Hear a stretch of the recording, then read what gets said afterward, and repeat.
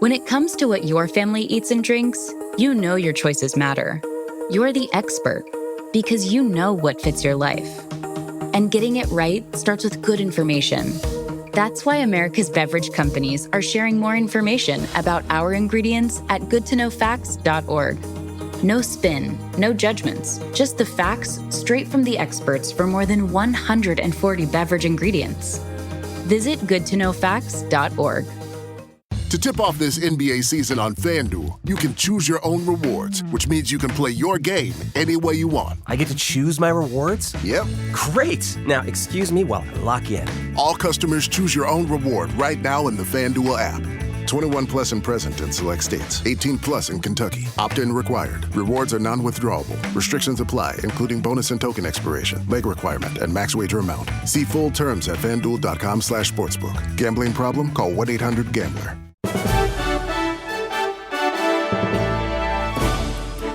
This week on Viewpoints. Her family was saying things like, this is horrific.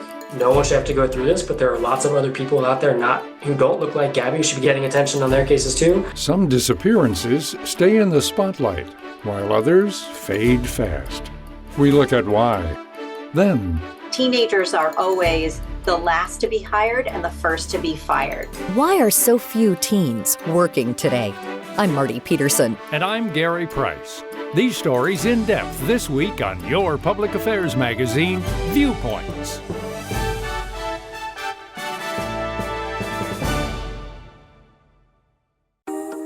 When it comes to what your family eats and drinks, you know your choices matter.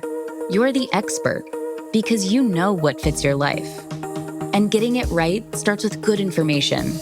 That's why America's beverage companies are sharing more information about our ingredients at goodtoknowfacts.org. No spin, no judgments, just the facts straight from the experts for more than 140 beverage ingredients. Visit goodtoknowfacts.org. To tip off this NBA season on FanDuel, you can choose your own rewards, which means you can play your game any way you want. I get to choose my rewards? Yep. Great! Now, excuse me while I lock in. All customers choose your own reward right now in the FanDuel app. 21 plus and present in select states. 18 plus in Kentucky. Opt-in required. Rewards are non-withdrawable. Restrictions apply, including bonus and token expiration, leg requirement, and max wager amount. See full terms at FanDuel.com/sportsbook. Gambling problem? Call 1-800-GAMBLER.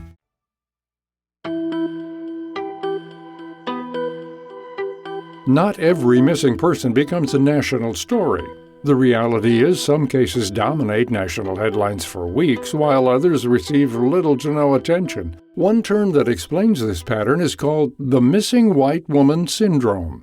The term was first coined in 2004 by the late journalist Gwen Ifill and refers to the disproportionate amount of public interest and news coverage paid to missing white women as opposed to missing people of color. In particular, it's the idea that young white girls and white women, often from high-achieving families or high socioeconomic status, blonde, fitting at least some definitions of kind of traditional attractiveness, those types of victims receive more coverage and are more likely to receive any coverage at all than other types of victims, folks of color, people from marginalized communities, etc. That's Zach Sommers, a professor at the Chicago-Kent College of Law. He says public awareness of this term has grown over the last few years. He highlights the 2021 missing persons case of Gabby Petito, which dominated national news.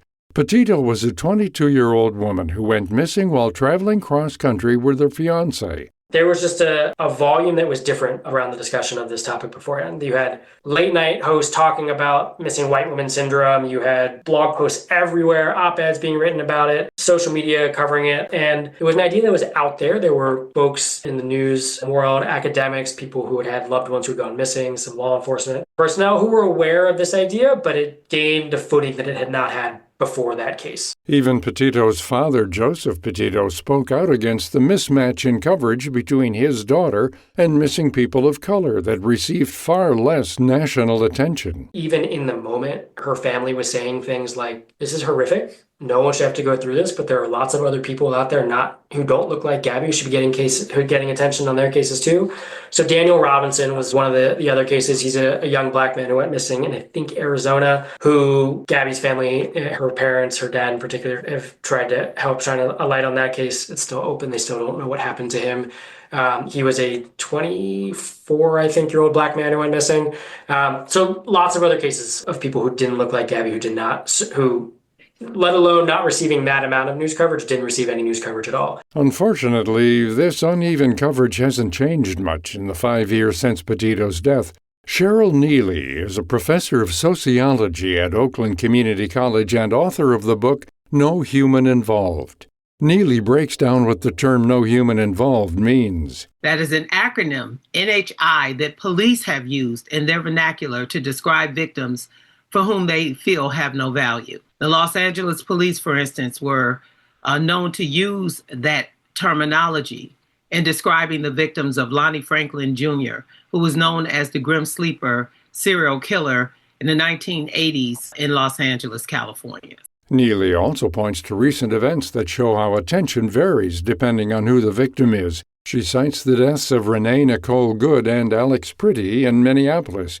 Both victims were white, and their deaths resulted in massive media coverage and protests, whereas the death of U.S. citizen Keith Porter Jr., a 43-year-old black man who was shot and killed by an off-duty ICE agent in Los Angeles on New Year's Eve, barely made the news. Those cases got far more publicity, but black people are victims of police violence all the time, and they don't get the level of care or shock or dismay that these killings have resulted in. And they are reprehensible. It is unacceptable. To examine these patterns on a wider scale, Neely analyzed hundreds of newspaper crime stories. If the victim's story also included a photo of the victim to humanize that person for the audience, then I could predict that the victim would be white. If the story was longer in length, meaning there was more detail about the victim and how people felt about the person, she was well liked, she was sweet, she was funny, whatever, the victim would be white. If there were multiple stories on one victim,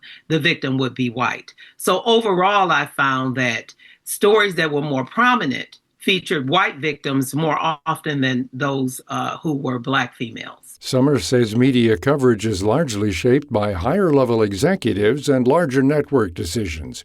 Recent rollbacks in diversity, equity, and inclusion have led to fewer journalists of color in newsrooms across the U.S., which can influence which stories are elevated and how they're framed. If you see someone who looks like you, if you have a newsroom that's completely made up numbers, right? But comprised of 10 reporters and editors, and all 10 are white, they're probably more likely to bring in stories about missing white people, or just even come across stories of missing white people, because in their networks, on their social media, in their algorithms, those are the stories they're going to get presented to them. While I'm sure at times it is something more overtly nefarious, I think a lot of the times it's just a lack of representation in newsrooms and what white folks are kind of drawn to. And the fact that a lot of news organizations, most of them are for-profit, not all of them, but most of them are being driven by eyeballs and clicks. And researchers like Neely say the effects don't stop at headlines and extend into how criminal cases are prioritized and investigated.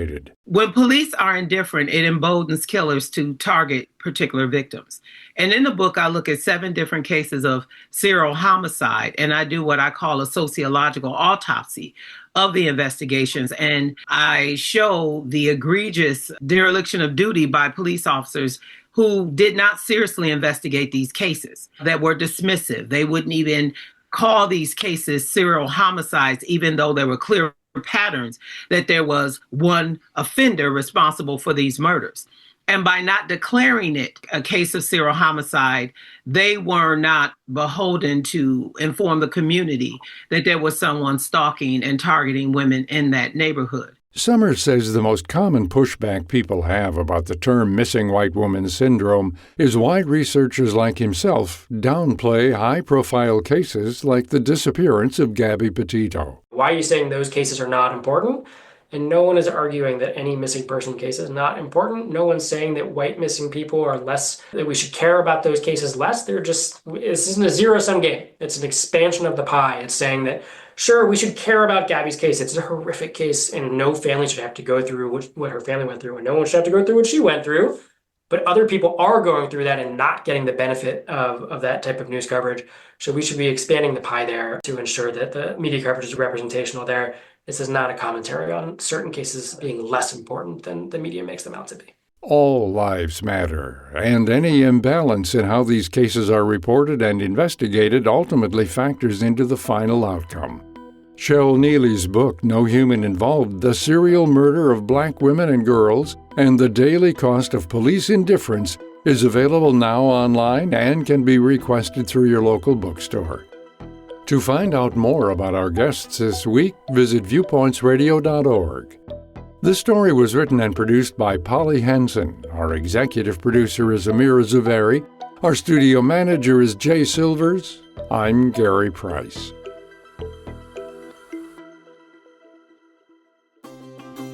Coming up, did you have a job in high school or college? We cover why these positions are disappearing today when Viewpoints returns.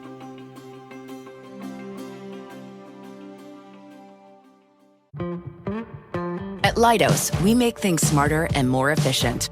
From cutting development time in half on a new class of cruise missile for the DoD, to already being done with this ad.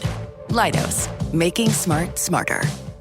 Bringing your business dreams to life takes heart and about 1,000 decisions a day. That's why Atlantic Union Bank's knowledgeable bankers are here for you with the right guidance and customized solutions to help you reach your business goals. So whether you're planning your next move, upgrading your space, or scaling to meet demand, we make sure your business is ready for what's ahead because we're big enough to support you, yet small enough to know you. Atlantic Union Bank. Any way you bank. To tip off this NBA season on FanDuel, you can choose your own rewards, which means you can play your game any way you want. I get to choose my rewards? Yep. Great! Now, excuse me while I lock in. All customers choose your own reward right now in the FanDuel app. 21 plus and present in select states. 18 plus in Kentucky. Opt-in required. Rewards are non-withdrawable. Restrictions apply, including bonus and token expiration, leg requirement, and max wager amount. See full terms at FanDuel.com/sportsbook. Gambling problem? Call 1-800-GAMBLER. Support for this podcast comes from Progressive, America's #1 motorcycle insurer. Did you know riders who switch and save with Progressive save nearly $180 per year? That's a whole new pair of riding gloves and more. Quote today. Progressive Casualty Insurance Company and Affiliates. National average 12-month savings of $178 by new customers surveyed who saved with Progressive between October 2022 and September 2023. Potential savings will vary.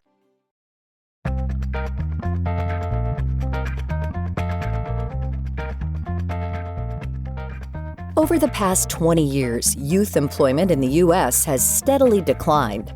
While working a part-time or summer job was once a rite of passage, fewer teens today are holding these positions. According to the U.S. Bureau of Labor Statistics, only about 37% of teenagers ages 16 to 19 were employed in 2024. That's down from 52% in 2000. With basic costs rising and the expensive price tag for college, why are so few choosing to work?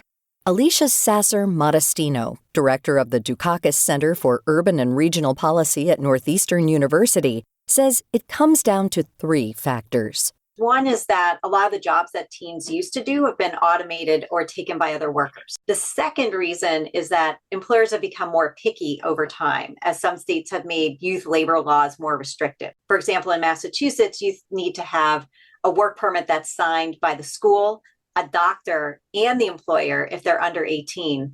Plus, there are restrictions on the number of hours they can work and the types of jobs they can do. So it's much easier to hire a high school grad or a college student who doesn't have any restrictions and will keep working year round. And then third, some youth choose not to work and instead do stuff that looks good on a college application, like extracurricular activities during the school year or pre-college programs in the summer. When it comes to automation, its influence is only expected to grow in coming years. High school senior Carissa Tang spent 18 months studying how the expansion of artificial intelligence is reshaping youth employment. Working with UCLA Anderson School of Business professor George Geis, Tang found that a large majority of the most common teen jobs are threatened by this technology. We see a huge impact of AI on cashiers. With AI-powered self-checkout systems, my research predicts a 54% decline in teen cashier jobs by 2030. And that's huge because that's the number one most popular teenage job and also the number one most impacted segment by AI among the top 10 teen jobs. Next are fast food and counter workers. With AI-powered self-service kiosks, my research predicts a 37% decline by 2030. There are some roles, though, that are not as impacted by AI, for example, waiters and waitresses and hostesses. Overall, Tang's research predicts that AI could displace nearly 800,000 jobs within the top 10 teen occupations by 2030. To make matters worse, the labor market has grown more competitive across the board, meaning teens are no longer just competing with each other, but with college-educated adults, too. Modestino says those who already come from more privileged backgrounds tend to have an advantage over their peers. Particularly when the labor market gets weak like it is now, we see large racial disparities between young people who are in the labor market versus those who are not. So, for example, if we look back at August of 2025, so this last summer job cycle where you're likely to see, the highest number of young people working, whereas 37% of white youth were in the labor market, only 29% of Black youth and 32% of Hispanic youth were in the labor market. And there's a variety of, reasons for that. Some of that is the neighborhoods that Black and brown and low-income youth live in, where there are fewer job opportunities, or it's harder to get to job opportunities because of transportation. But also in this last summer, and certainly over the last 6 months, we've definitely seen a chilling effect, particularly for immigrant youth, in terms of their wanting to be able to seek out a job right now. Industries with high concentrations of immigrant workers, like hospitality and food service, also are popular among teens. But as a variety of factors make those positions harder to access, it raises a bigger question. Does it really matter if teens skip work now and wait until adulthood? Holding a job can teach responsibility, time management, and communication skills. But beyond the individual, Modestino says most people don't realize that teen employment strengthens the community as a whole. For young people who are living in low-income neighborhoods where there's less opportunities or where schools are potentially not as high quality, we find really large impacts on things like criminal justice involvement. So looking at the research on summer youth employment programs in Boston, Chicago, New York, there's a consistent 30 to 40% reduction in violent crime for young people who participate in the program versus those that do not. The other thing we find is it increases aspirations to attend college. And so we see 5 percentage point increase in high school graduation. Young people are more likely to take the SAT exam and apply to college and even attend a 4-year college rather than a 2-year college. Tang, for her part, describes her work experience at UCLA and her job as a middle school basketball coach as overwhelmingly positive. She believes that the responsibility of having a job early in life is crucial to building certain skills. The first is education. There's a segment of teens who work to support their families or save up money for college, and if they're unable to find these jobs, it'll be difficult for them even to attend college. And the second is life skills. For example, I know as a basketball coach, I've learned so much about responsibility, showing up on time, how to build relationships with younger kids, and there's a lot about financial literacy or hard work that many teens won't be able to experience because they're unable to get their first jobs as a teen. And then the third is independence. Many teens are in between this section of, dependence on your family and independence with your own car and job and friend gatherings. So teen jobs create this smooth transition where you're earning money to pay for your expenditures. So the lack of these teen jobs makes it difficult for this smooth transition to occur.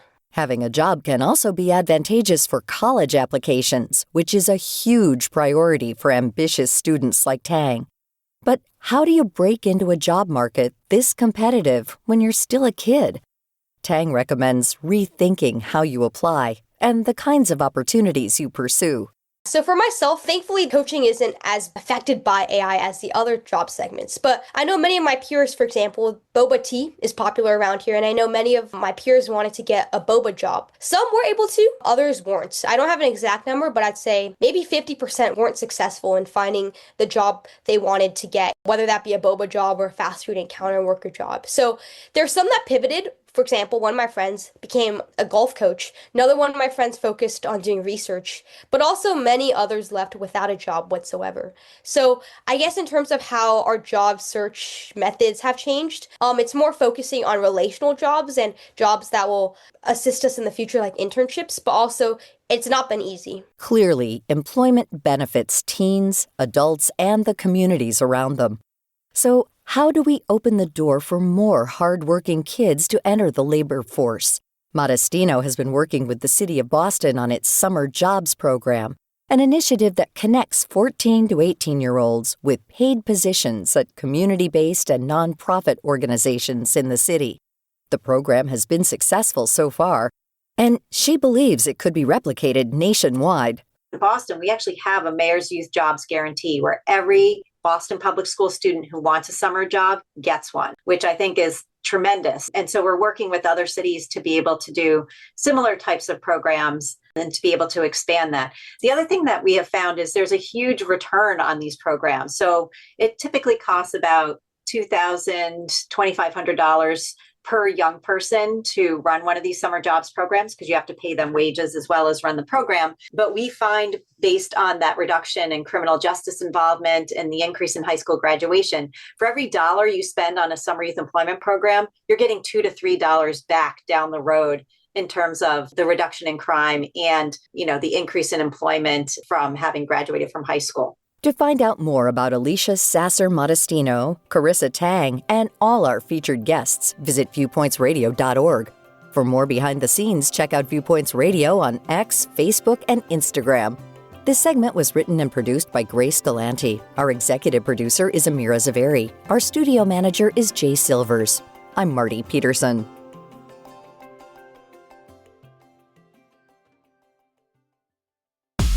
Viewpoints returns in just a moment. To tip off this NBA season on FanDuel, you can choose your own rewards, which means you can play your game any way you want. I get to choose my rewards? Yep. Great! Now, excuse me while I lock in. All customers choose your own reward right now in the FanDuel app. 21 plus and present in select states. 18 plus in Kentucky. Opt-in required. Rewards are non-withdrawable. Restrictions apply, including bonus and token expiration, leg requirement, and max wager amount. See full terms at FanDuel.com/sportsbook. Gambling problem? Call 1-800-GAMBLER. Support for this podcast comes from Progressive, America's #1 motorcycle insurer. Did you know riders who switch and save with Progressive save nearly $180 per year? That's a whole new pair of riding gloves and more. Quote today. Progressive Casualty Insurance Company and Affiliates. National average 12-month savings of $178 by new customers surveyed who saved with Progressive between October 2022 and September 2023. Potential savings will vary. This is Viewpoints Explained. I'm Ebony McMorris. When we think about the civil rights movement, the same few prominent names come to mind. Martin Luther King Jr., Rosa Parks, Malcolm X. But movements aren't shaped by a single speech or action. Sometimes they require a different kind of leader, not just someone who can rally a crowd, but can walk into a boardroom, sit across from executives, and negotiate change. That's where Reverend Jesse Jackson made his mark. Jackson recently passed away at the age of 84. Born in Greenville, South Carolina in 1941, he grew up in the segregated South and quickly became involved in the civil rights movement. In the 1960s, he worked closely with Martin Luther King Jr. and the Southern Christian Leadership Conference. In 1966, King appointed him to lead Operation Breadbasket, a campaign that used boycotts and direct pressure to push companies to hire more black workers and do business with black-owned firms. The message was that if corporations benefited from black consumers, they needed to create real economic opportunity in return. After King's assassination, Jackson expanded this work and founded Operation Push, which put pressure on companies to expand hiring, diversify leadership, and open up supplier contracts to minority-owned businesses. He also started the Rainbow Coalition that extended this model into politics, bringing together African American, Latino, Asian American, and low-income white communities around shared, forward-thinking policies. Looking back, Jackson's legacy lives on in the many doors he opened, from workplaces to the ballot box to conversations about who belongs at the center of power. That's Viewpoints Explained for this week. More in a moment. To tip off this NBA season on FanDuel, you can choose your own rewards, which means you can play your game any way you want. I get to choose my rewards? Yep. Great! Now, excuse me while I lock in. All customers choose your own reward right now in the FanDuel app. 21 plus and present in select states. 18 plus in Kentucky. Opt-in required. Rewards are non-withdrawable. Restrictions apply, including bonus and token expiration, leg requirement, and max wager amount. See full terms at FanDuel.com/sportsbook. Gambling problem? Call 1-800-GAMBLER.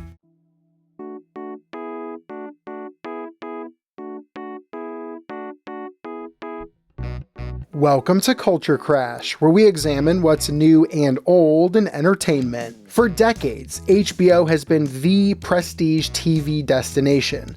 With shows like The Sopranos, The Wire, and Game of Thrones to its credit, HBO is known for launching some of the most successful shows in the history of the medium. In late 2020, the network premiered a co-production with the BBC called Industry. The show centers on a group of young, ambitious investment banking interns who are willing to sleep, scrap, and claw their way to the top of the financial mountain, and the whole thing is set to an intoxicating soundtrack of synth beats. Industry immediately gained a cult following, but like everything in 2020, it was hard to know how much staying power the show would really have. Through 4 seasons now, Industry has officially turned into a genuinely great HBO show that's launched several exciting careers, including that of Alien Romulus star David Johnson and Black Bag star Marissa Abella. With just the right mix of soapy drama and prescient commentary on wealth and class disparity in the 2020s, Industry is one of the best shows currently on the air. If you loved Succession and haven't checked out Industry, you really could be missing out on your next favorite show. For years now, Industry has continuously delivered stellar performances, anxiety-fueled climaxes, and jaw-dropping betrayals. Well-written enough to be savored week to week, and compact enough to take down in one big binge, Industry is an underseen gem that's just sitting on HBO Max, waiting to be watched. And if you don't understand all the finance jargon, that's okay, because I'm pretty sure trying to follow along is half the fun. I'm Evan Rook.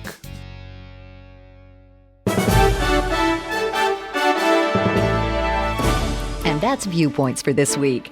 Follow us on Twitter, Facebook, and Instagram to learn more about upcoming shows and find a library of past programs on Apple Podcasts, Google Play, and Spotify. Plus, you'll always find previous segments and more information about our guests at viewpointsradio.org. Join us again next week for another edition of Viewpoints.